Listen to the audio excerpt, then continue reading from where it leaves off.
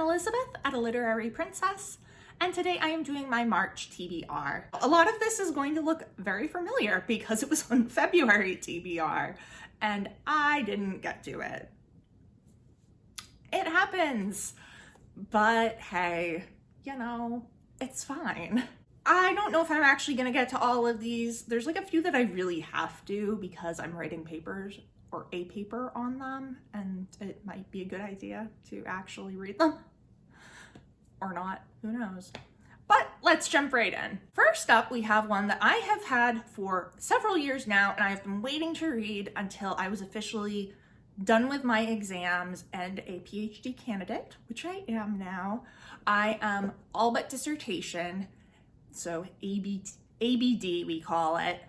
And my next step is starting my dissertation prospectus and then actually writing the dissertation. So I'm gonna be reading Writing Your Dissertation in 15 Minutes a Day by Joan Bolker, I think is how you would pronounce that.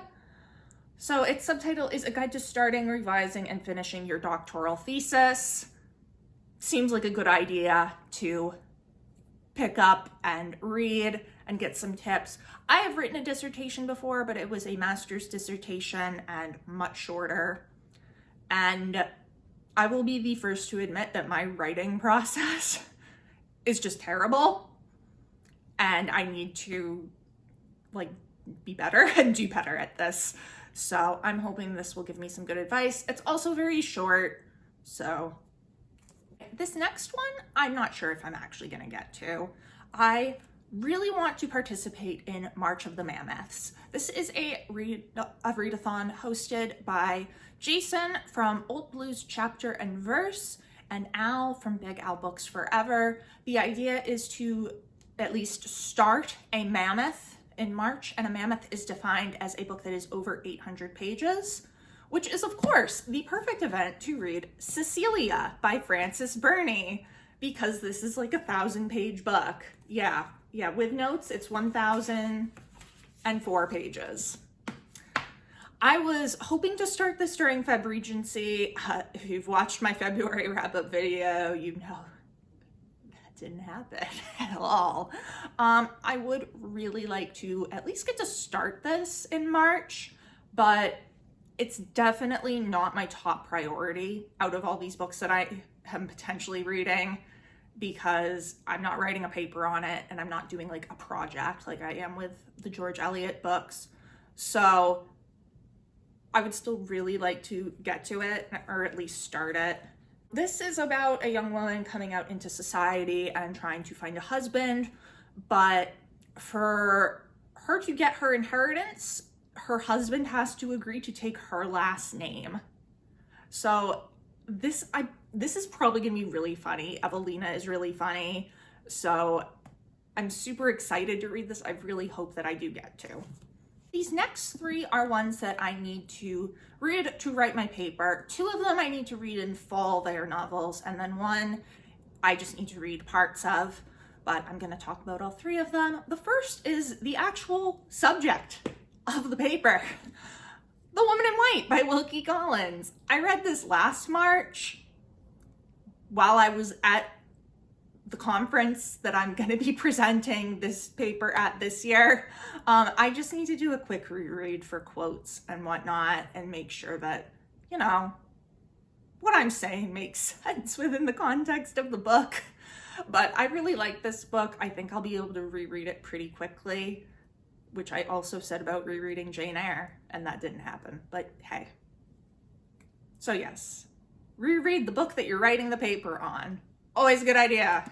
The other book is Fingersmith by Sarah Waters. So this is kind of a reimagining of The Woman in White, and I am planning on bringing in adaptations like Fingersmith and like the 2018 miniseries of The Woman in White. I am discussing the portrayal of Anne Catherick in The Woman in White and how she has no voice, and how that is directly related to her having a mental disability, and how these narratives are cut out of literature.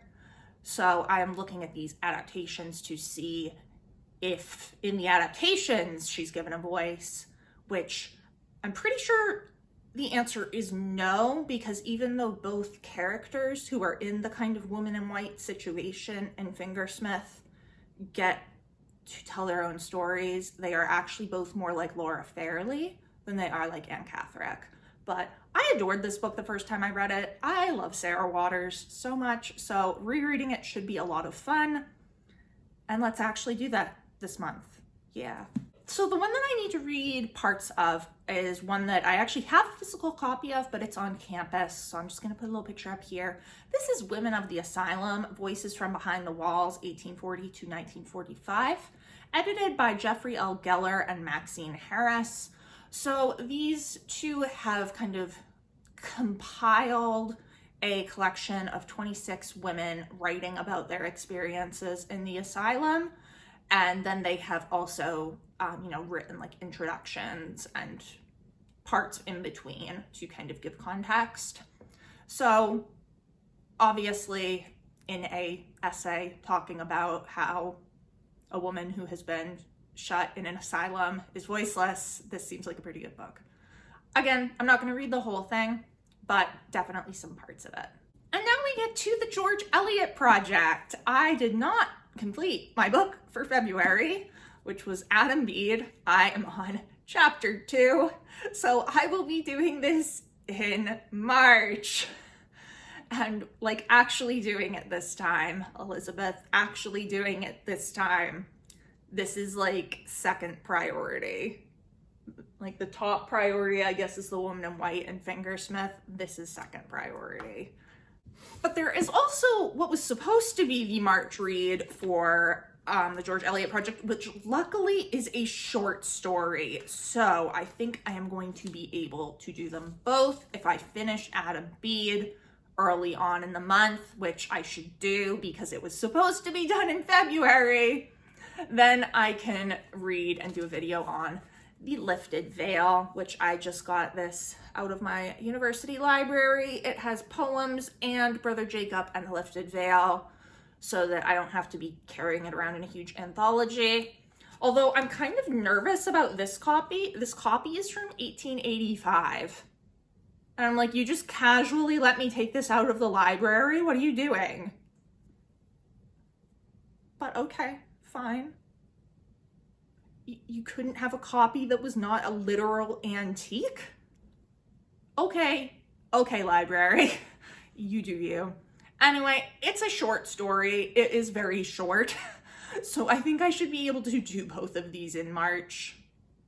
And if not, then I should definitely be able to do it in April when I am either reading The Mill on the Floss or Silas Marner. I'm not sure which, but it's one of those two. Then we have my read for Fairy Tale Friday, which will be a video here on YouTube this month. This is The Seventh Bride by T. Kingfisher. It is a retelling of Bluebeard, and I have not read a whole lot of retellings of Bluebeard. I'm pretty sure only one full novel and 2 short stories. So I'm excited to read this. I've had it on my Kindle for way too long.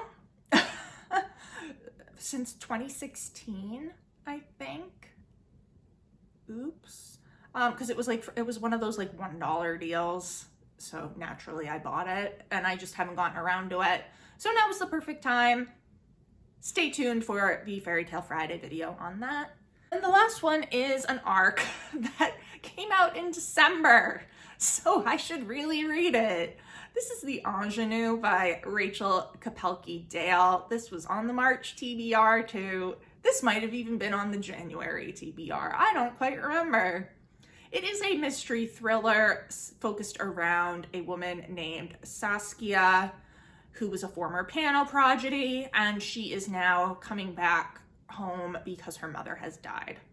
I really liked Kapelke-Dale's The Ballerinas, so I think I'll really like this. I just actually need time to read it, which apparently never happens because I have exams and bullshit. But yeah, that is my March TBR.